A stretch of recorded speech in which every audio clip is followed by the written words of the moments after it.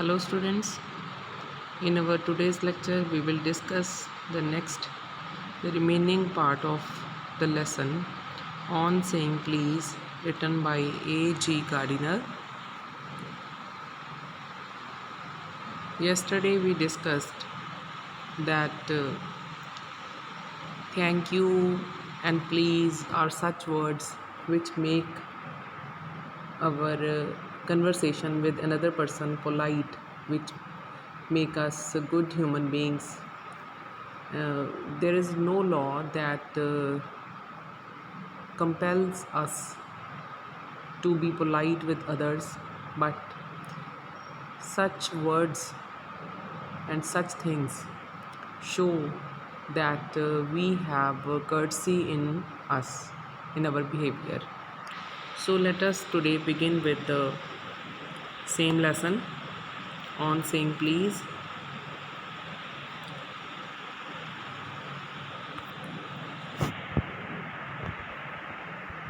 Let's begin with next part of the lesson. Evil manners start a vicious circle. In Sheridan's play, The Rivals, the father, Sir Anthony Absolute, rebukes the son, Captain Absolute. In this lesson, the writer tells us that evil manners, they play a very vicious, very wicked role in Sheridan's play. Sheridan is a writer. The play written by him is The Rivals. In that play, the father, whose name is Sir Anthony Absolute, he rebukes. Rebukes means he scolds his son named Captain Absolute. Captain Absolute goes out and scolds his personal servant Fag. And when his father rebukes him, the son goes out and he rebukes his personal servant, whose name is Fag. After that, Fag gets relief for his feelings by going into the servants' quarters and kicking the page boy. And when Fag is rebuked by Captain Absolute, then he goes into the servants' quarters and there he kicked the page boy. Page boy means servant boy. Similarly, it is quite possible that the employer in his turn had been insulted by his wife, who was simply trying to work off the temper which she got from the ill manners of the cook.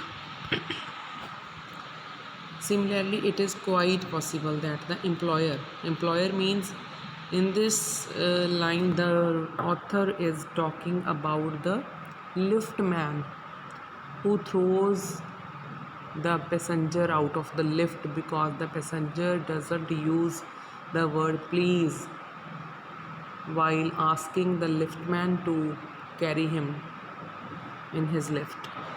So the writer says that it is quite possible that the employer, the liftman, he had been insulted by his wife, who was simply trying to work off the temper which she got from the ill manners of the cook in her home. The cook in his turn was sore because the housemaid had been rude. Means mood of a person depends upon what has happened with him earlier at his home, at his office. So everyone tries to relieve from his feelings of anger by showing his anger upon someone else. A bad mood and bad temper cause a widespread infection. So, a bad mood and bad behavior with another person, it is like an infection, widespread infection. They do more harm to the social life than the crimes recognized by the penal code All the same, the law cannot operate in this area because it is so vast. So there is no law uh, made in this regard. So that the people must be courteous because the area is so vast. It depends only upon us that we should behave in a good manner with others. It is true that no law requires us to be polite. Politeness in speech and manners is not only beneficial for the individual who practices it, but also for those around. So, there is no law that requires from us to be polite with others. Politeness in speech and manners. Politeness in speech means when we talk to others and when we behave with others. Politeness is beneficial for the individuals who practices it but also for those around. So politeness is required, it is must for all while talking or while behaving with others. Bad manners poison the general stream of life. Bad manners poison the general stream of life. So we should not behave in a bad way with others. Civility oils the machine of life, makes things easier, and keeps human beings in good relationship. Civility, good manners. Good manners oil the machine of life.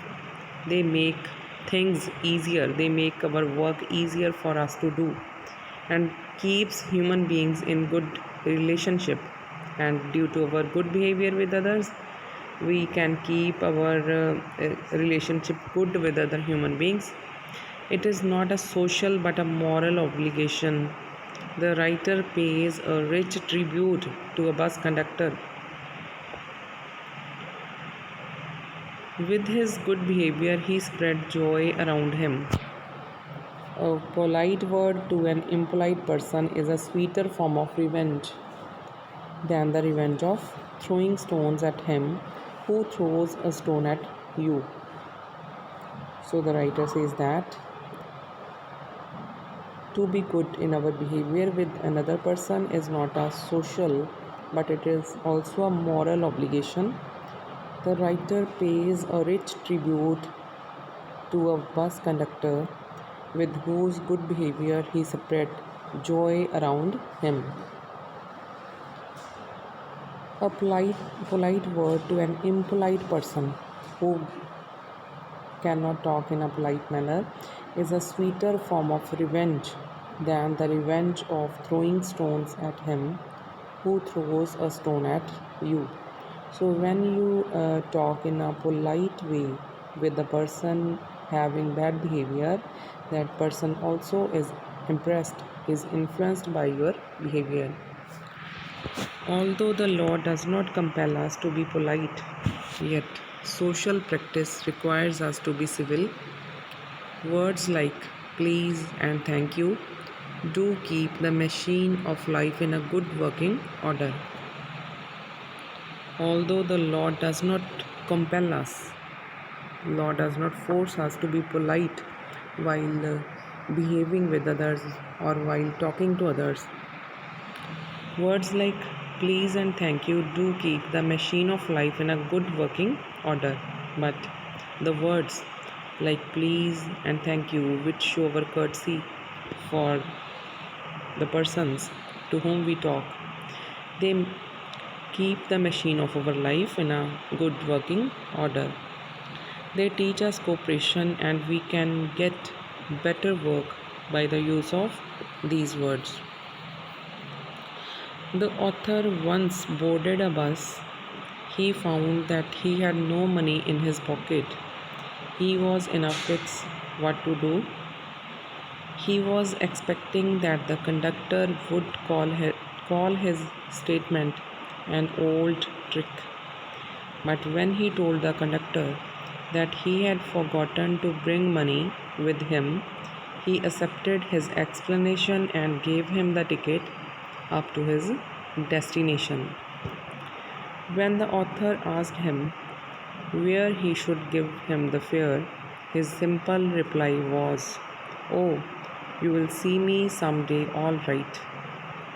Luckily, the author found a shilling in one of the corners of his pocket and he settled the account. Here, the author is describing an incident when he boarded a bus. One day, when he boarded a bus, he found that he had no money in his pockets. So he was in a fix. He was in a fix means he was confused what to do. He was expecting that when he will explain his problem to the conductor of that bus, that conductor would call his statement that he is trying to play a trick with him. But when he explained everything to the conductor, that he had forgotten to bring money, that he had no money in his pocket today, the conductor accepted his explanation and he also gave him the ticket up to his destination. When the author asked him where he should give him the fare, the simple reply of the conductor was, "Oh, you will see me someday, all right." So his polite answer changed the environment there. Luckily, the author found a shilling in one of the corners of his pocket and he settled the account. And meanwhile, the author, when he was searching into his pockets for money, the author found a shilling, that is name of a currency. He found a shilling in one of the corners of his pocket and he paid his fare to the conductor. A few days later, the author was hurt by the heavy boots of the conductor, but he behaved in a very decent manner and the author did not mind it. The conductor always tried to make his passengers comfortable. A journey with him was a lesson in natural courtesy and good manners.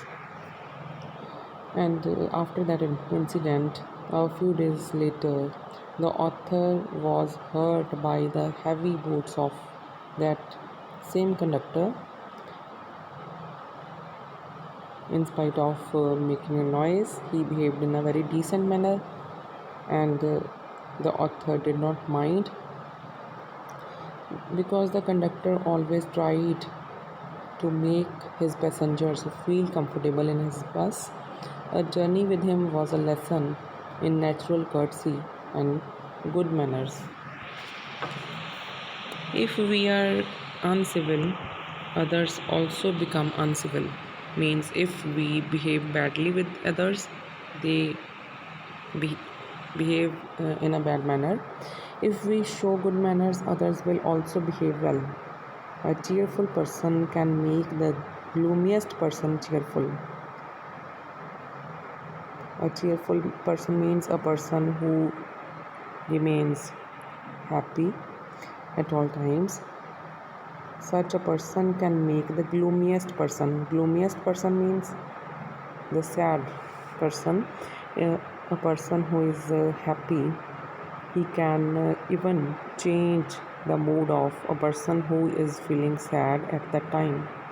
The author feels that it is always better to be on the bus of that conductor when going from one place to another. So the author says that he always liked to travel in the bus of that conductor, having good manners, having courtesy in his behavior with his passengers. It is a sound investment to possess good manners. If Wordsworth could get a lesson from the poor leech gatherer, there is no harm in getting lessons from a person like a bus conductor who has good manners. In this line, the writer wants to say that we should try to learn good things to learn how to behave in a good way from others. We should try to learn courtesy or good manners from any person like bus conductor. War has affected civilities of life, but they must be got back to make life sweet, kind, and tolerable for each other. Author says that war has affected civilities of life, means good manners, good behavior with each other. War has affected such moral things, but they must be got back to make life sweet, kind, and tolerable for each other. But we should try to get back those civilities, those good manners, to make our life sweet, kind, and tolerable for each other. The law cannot help us to get them back, but can only protect us against physical attack. We cannot take help from law to get those good manners, those civilities back, but law can protect us against doing any physical attack. We should be polite towards others so as to have a spiritual victory. If we are polite in our behavior with others, only then we can have a spiritual victory. If the liftman had treated the passenger in a civil manner, he would have attained a spiritual victory over him. If the liftman, the incident which we discussed yesterday in our previous lecture, the liftman, if he had treated the passenger in a civil manner, in the polite manner, he would have attained a spiritual victory over that passenger. So, the lesson on seeing trees teaches us that we should be polite in our behavior, in our conversation with others. By doing so, we can be free spiritually. So, students, tomorrow we will continue with our next lecture. Thank you very much.